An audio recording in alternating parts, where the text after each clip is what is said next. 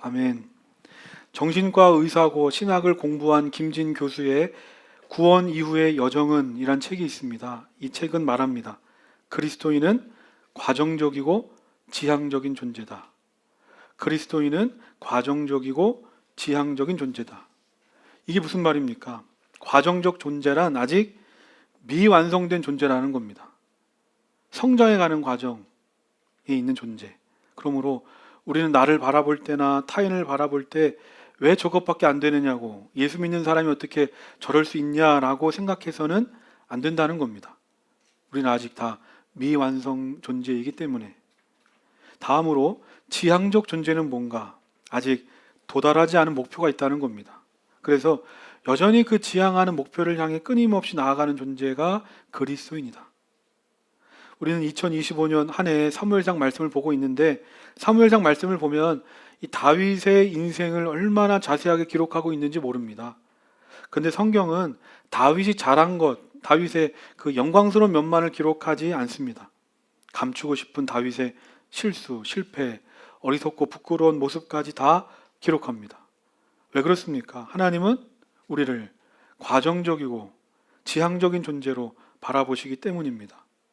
분명 무언가를 이루어낸 것도 중요하지만 하나님은 그것을 이루어가는 과정을 더 중요하게 보신다.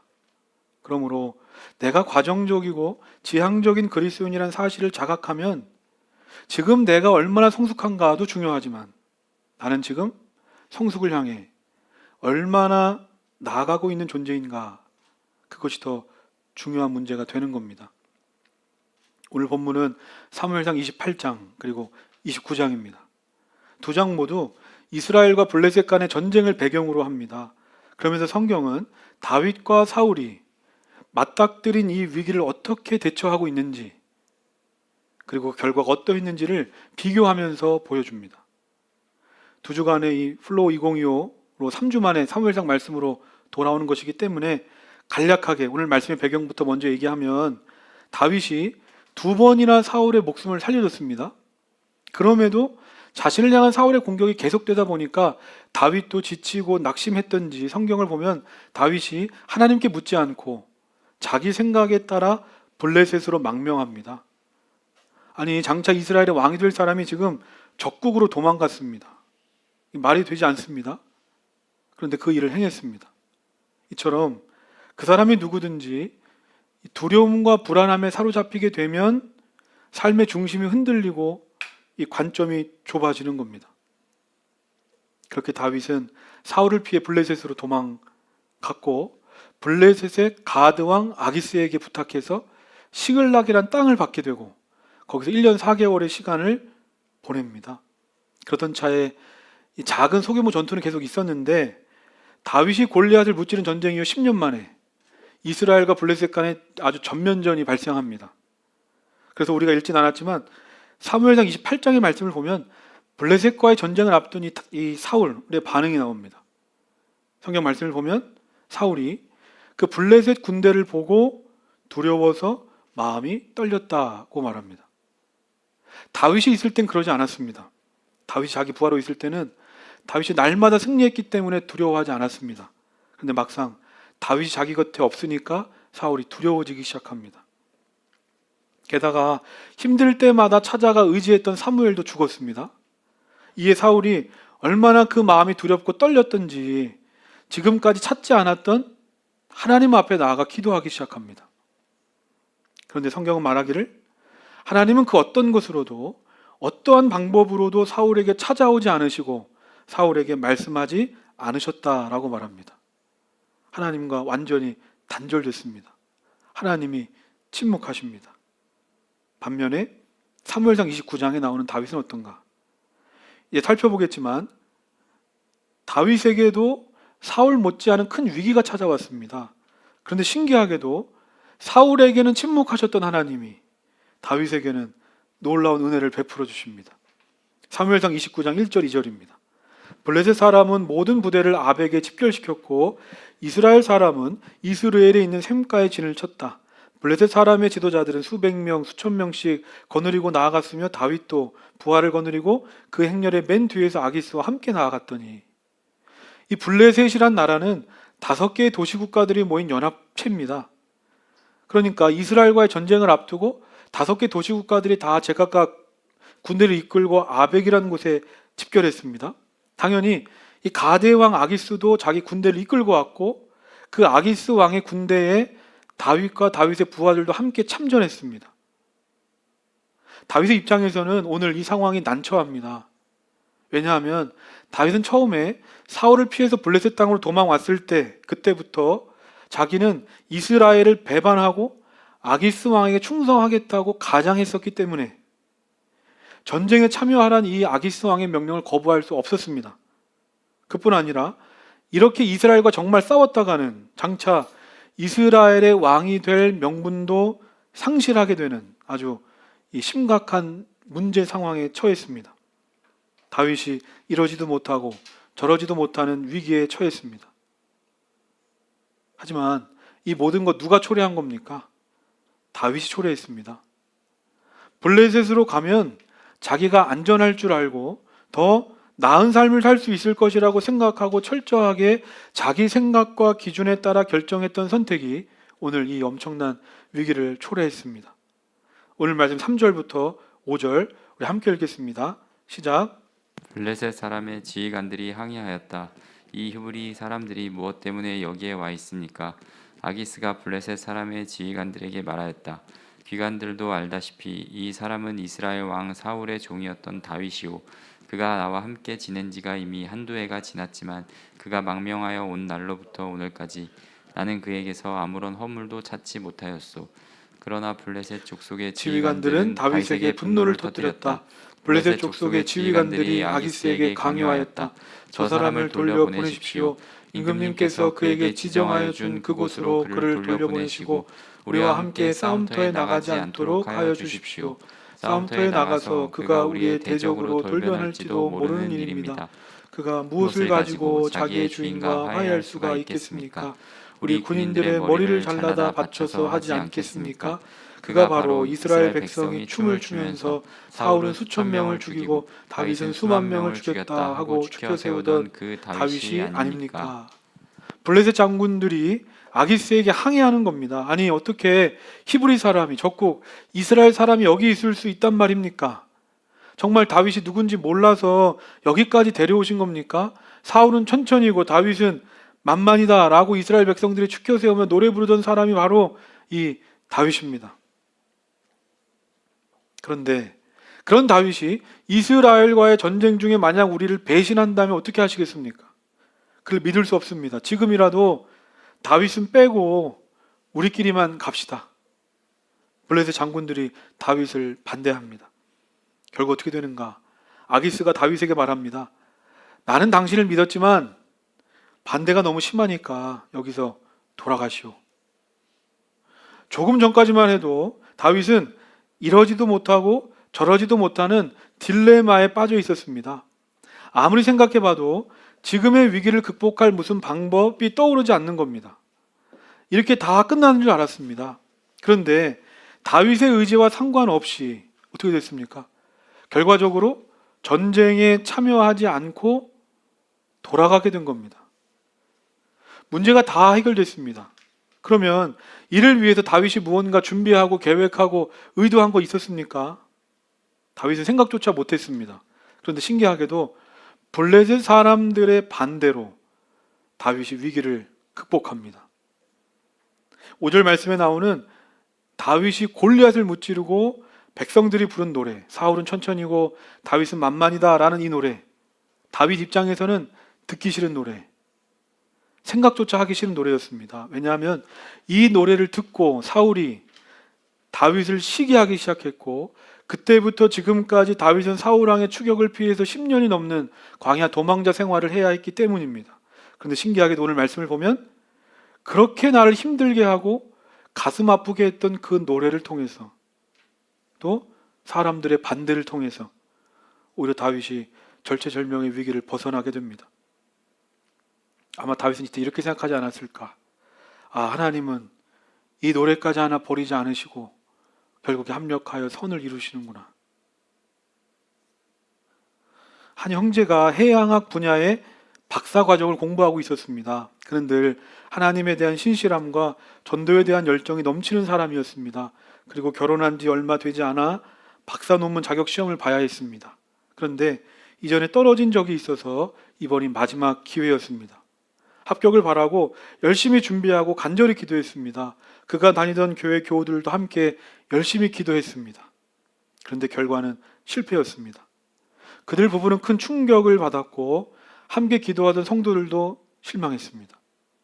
유학까지 와서 도전한 대학원 과정의 실패는 곧 인생의 실패를 의미했기에 아무리 믿음의 눈으로 현실을 보려고 해도 하나님의 섭리와 계획이 보여지지 않았습니다. 그런데 그 부부에게 더 좋은 결과가 기다리고 있었다는 걸 수년이 지나 알게 됩니다. 그 형제는 학교를 옮기면서 의학 관련된 분야로 방향을 바꾸고 더 재미있고 보람있게 논문 작업을 했고 졸업 후에는 생각했던 것보다 훨씬 더 좋은 방향으로 그의 진로가 펼쳐졌기 때문입니다. 우리는 실패와 좌절에 처했을 때 모든 것이 끝났다고 생각합니다. 왜냐하면 내가 세운 목표만이 전부라고 생각하기 때문입니다. 그래서 그 목표가 실패하고 좌절했을 때 우리는 두려움과 절망에 사로잡힙니다. 다 끝났다, 망했다, 이젠 안 되겠다. 하지만 그 실패에 연연하지 않고 이 실패까지 사용하실 하나님을 신뢰하게 되면 우리는 어떠한 상황과 환경 속에서도 평안함과 자유함을 누릴 수 있게 되는 겁니다. 다윗이 그렇지 않습니까? 또한 우리 지난날 우리들의 삶이 그렇지 않습니까? 누군가 나를 반대했다고, 내 길이 막혔다고, 실수하고 실패했다고, 나는 거기서 내 인생 끝나는 줄 알았는데 정말 거기서 내 인생 끝났습니까? 그렇지 않습니다. 돌이켜보면 정말 하나님은 그 모든 것을 합력하여 내가 처음 세운 목표보다 더 좋은 길로 나를 인도해 가시는 겁니다. 로마서 8장 26절 27절 주보에 있습니다. 이와 같이 성령께서도 우리의 약함을 도와주십니다. 우리는 어떻게 기도해야 할지도 알지 못하지만 성령께서 친히 이루다 말할 수 없는 탄식으로 우리를 대신하여 간구하여 주십니다. 사람의 마음을 꿰뚫어 보신 하나님께서는 성령의 생각이 어떠한지를 아십니다. 성령께서 하나님의 뜻을 따라 성도를 대신하여 간구하시기 때문입니다. 이 말씀 그대로 성령께서 이루다 말할 수 없는 탄식으로 우리를 위해 간구하십니다. 그런데 우리를 위해 간구하시는데 어떻게 간구하신다고 말합니까? 내가 원하고 바라는 대로 이루어지길 간구하시는 게 아니라 하나님의 뜻을 따라 하나님의 뜻대로 이루어지기를 간구하십니다. 저는 개척하고 저의 기도가 바뀌어져 감을 느낍니다. 이전의 기도는 언제나 하나님 내가 세운 계획과 뜻대로 이루어 주옵소서에 기도했다면 어느 순간 저의 기도가 바뀌는 겁니다. 하나님 내 뜻대로 되면 참 좋겠지만 내 뜻대로 마시고 하나님의 뜻대로 응답하여 주옵소서. 왜 그렇습니까? 내 뜻, 내 생각, 내 타이밍보다 하나님의 뜻, 하나님의 생각, 하나님의 타이밍이 더 좋기 때문입니다. 이렇게 기도하고 나면 내가 원하고 바라는 대로 응답되지 않아도 낙심하지 않습니다. 오히려 소망이 생깁니다. 지금의 내 기도가 응답되지 않았다는 건 하나님이 내 기도를 듣지 않으셔서가 아니라 내 뜻보다 더 좋은 하나님의 뜻이 있기 때문에 그 하나님의 뜻대로 응답하실 것을 내가 믿기 때문입니다. 만약 우리 뜻대로 다 이루어지도록 성령께서 간구하셨더라면 어떻게 됐을까? 우린 진작에 망하지 않았을까? 내가 가고 싶었던 길이 막히고 내가 원하지 않았던 길을 갔기 때문에 오늘 여기까지 내가 올 수 있었던 것은 아닐까? 우리의 문제는 이 하나님이 그리시는 큰 그림을 잘 보지 못합니다. 그리고 겨우 눈앞의 작은 것, 그것이 마치 전체인 줄 알고 살아갑니다. 그래서 그 작은 일로 좋아했다가 슬퍼하기를 반복합니다. 그러므로 하나님의 큰 그림을 볼 수 있는 믿음의 눈을 달라고 기도하시기를 바랍니다. 우리가 믿음의 눈을 가지고 모든 일 가운데 하나님의 뜻이 이루어지기를 신뢰할 때 미래에 대한 두려움에서 벗어나 참된 자유와 평안함을 누리게 될 줄로 믿습니다. 이어서 오늘 말씀 8절부터 11절 우리 함께 읽겠습니다. 시작. 이번에는 다윗이 아기스에게 항의하였다. 내가 잘못한 일이 무엇입니까? 임금님을 섬기기 시작한 날부터 오늘에 이르기까지 임금님께서 말씀하신 대로 종에게서 아무런 허물이 드러나지 않았다면 왜 이 종이 이제 나의 상전이신 임금님의 원수들과 싸우러 나갈 수가 없습니까? 아기스가 다윗에게 대답하였다. 장군이 정직하다는 것을 나는 잘 아오. 나는 장군을 하나님의 천사처럼 여기오. 그런데 블레셋 사람의 지휘관들이 장군과 함께는 싸움터에 나가지 않겠다고 말하오. 그러니 이제는 장군이 데리고 있는 옛 주인의 종들과 더불어 내일 아침 일찍 일어나시오. 내일 아침에 일찍 일어나서 해가 뜨는 대로 떠나도록 하시오. 그리하여 다윗은 다음날 아침에 일찍 일어나 부하들과 함께 출발하여 블레셋 사람의 땅으로 돌아오고 블레셋 족속은 이스라엘로 올라갔다. 블레셋 장군들의 반대로 결국 다윗은 시글락으로 돌아갑니다. 근데 겉으로는 다윗이 어떻게 합니까? 내가 뭘 잘못했다고 나를 다시 보내십니까? 나를 전쟁터로 데려가 달라고 마지막까지 아쉬운 척 연기를 합니다. 하지만 이때 다윗의 속마음은 어땠을까? 기뻐하지 않았겠습니까? 이처럼 하나님은 때로 나와 적대 관계에 있는 사람들을 통해서, 그들의 반대를 통해서 우리에게 은혜를 베풀어 주십니다. 그러므로 주일에 나와 교회에서 예배드릴 때만이 아닙니다. 전혀 예상하지 못했던 장소에서, 전혀 예상하지 못했던 사람을 통해서 하나님은 우리에게 말씀하시고 일하시고 역사하십니다. 나에게는 지금 눈앞의 상황과 환경이 절대적인 것처럼 보일지 몰라도 하나님께는 지금의 상황과 환경이 중요하지 않습니다. 그러므로 언제나 어디서나 내가 어떤 상황과 문제 가운데 있든지 기도하시기 바랍니다. 하나님, 나에게 은혜를 베풀어 주옵소서. 내 힘으로는 안 됩니다. 어떻게 해야 될지 모르겠습니다. 이런 나를 불쌍히 여기셔서 하늘의 은혜를 내려 주옵소서. 하나님의 은혜가 내 삶 가운데 역사하기를 기도하시기 바랍니다. 그리고 하나님께서 은혜 주실 때 이것이 하나님의 은혜임을 보는 이 눈을 열어달라고도 기도하시기 바랍니다. 왜냐하면 이것이 하나님의 은혜임을 알게 될 때 우리 삶의 기쁨과 감격은 물론이고 이 세상을 살아갈 용기가 생기기 때문입니다.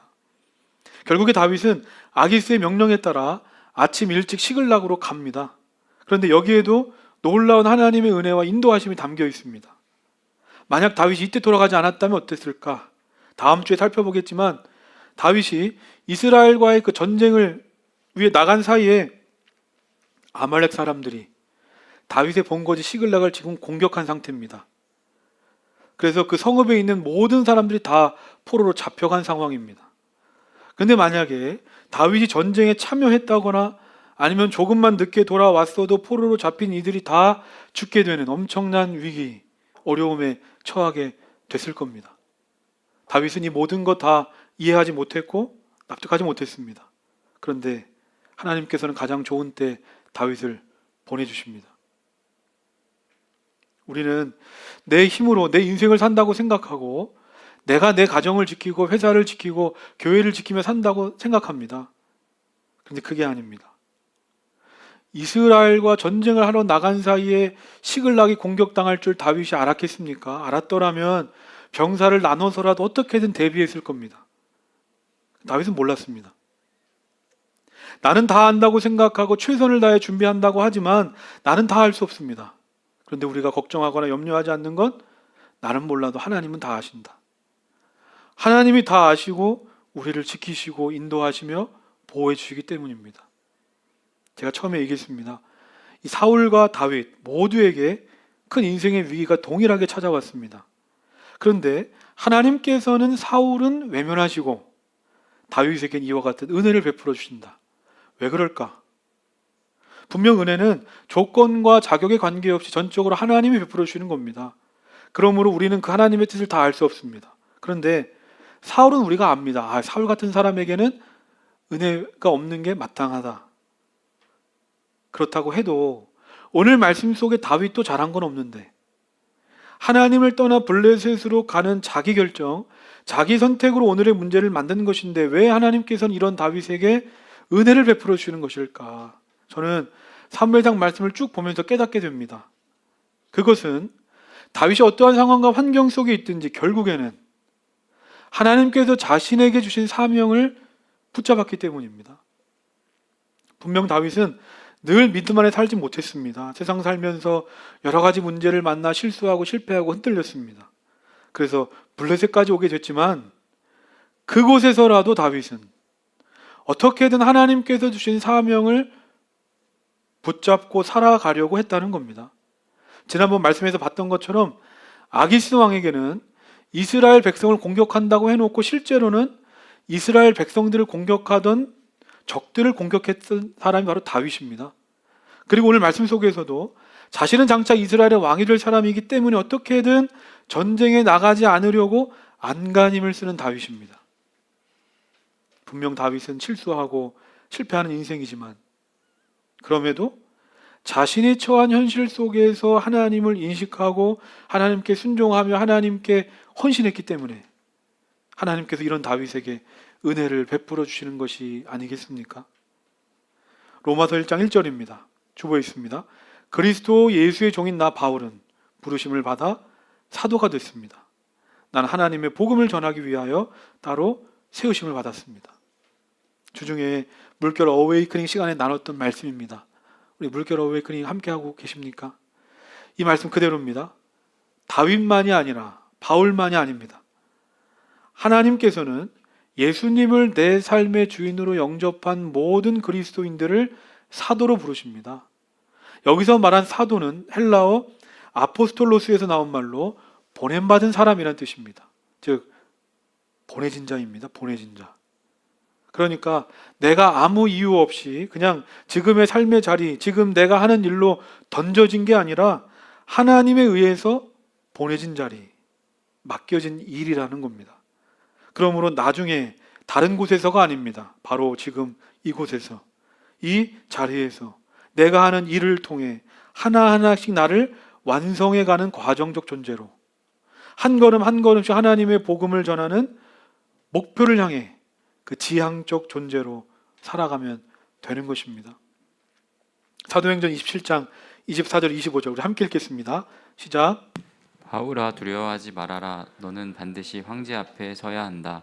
보아라, 하나님께서는 너와 함께 타고 가는 모든 사람의 안전을 너에게 맡겨주셨다 하고 말씀하셨습니다. 그러므로 여러분 힘을 내십시오. 나는 하나님께서 나에게 말씀하신 그대로 되리라고 믿습니다. 바울이 탄 배가 유라굴로라는 광풍을 만났습니다. 이에 모두가 살 소망을 잊어버리고 이대로 죽겠구나 두려움 속에 절망하고 있습니다. 그런데 그때 바울은 담대하게 선포합니다. 두려워하지 마십시오. 하나님께서 나를 로마 황제 앞에 세우신다고 했습니다. 그런데 어찌 우리가 여기서 죽겠습니까? 나를 향한 큰 그림을 가지고 선한 길로 인도하시는 하나님께서 반드시 우리를 이 광풍에서 건져 주실 겁니다. 저는 이것이 바로 과정적이고 지향적인 그리스도인들이 가져야 할 믿음인 줄 믿습니다. 바울이라고 바로 미친 바람입니다. 광풍이 몰아쳐 오는데 두렵지 않았겠습니까? 지금 바울에게만 특별한 탈출 방법이 있었던 거 아닙니다. 그런데 바울은 두려워하지 않습니다. 왜냐하면 나는 지금 하나님께서 나에게 주신 사명을 붙들고 가기 때문에 그 사명을 향해 나아가고 있기 때문에 이 사명이 끝날 때까지 하나님은 나와 함께 하시기 때문에 인생의 풍랑이 몰아쳐도 사명을 붙들고 살아가는 자는 잠잠하게 그 주님을 바라볼 수 있는 겁니다. 말씀을 정리하면서 그 서울의 영락교회 한경직 목사님께서 은퇴하시고 누군가에게 목사님께 물었답니다. 목사님 어떻게 이 어려운 목회를 평생 하실 수 있었습니까? 그러자 목사님께서 뜻밖의 얘기를 합니다. 오늘 그만두나 내일 그만두나 그러다 보니 끝났습니다. 오늘 그만두나 내일 그만두다 하니 평생의 목회가 끝났다는 겁니다. 오늘 우리가 그러지 않습니까? 직장인들 만나보면 매일매일이 전쟁입니다. 그리고 대학생들도 주말에 쉬지도 못하고 알바하는 학생들을 많이 봅니다. 다들 하루하루 어떻게 사는지 모릅니다. 게다가 믿는 자로 그리스도인으로 산다 하면 어쩌면 더 힘든 삶일지도 모릅니다. 오늘 그만두나 내일 그만두나 이 삶을 우리 모두가 살아가지만 기억하시기 바랍니다. 때론 고난과 시험, 유혹에 흔들리며 넘어지기도 하지만 그로 인해서 후회하기도 하고 왜 이것밖에 안 되느냐고 낙심하기도 하지만 그런 실수와 실패 자리에서 다시 하나님을 바라보고 그럼에도 하나님의 뜻대로 살고자 앞으로 나아가는 내 삶과 그 모든 과정을 하나님께서 지켜보시고 응원하시며 그 길을 완주할 수 있도록 나와 함께 해주신다는 겁니다. 새로운 한 줄 시작하면서 이 믿음을 가지고 내 삶의 자리에서 과정적이고 또 지향적인 그리스도를 살아가는 저와 우리 모두가 되기를 주님의 이름으로 소망합니다. 오늘 말씀을 기억하면서 우리 함께 찬양하겠습니다.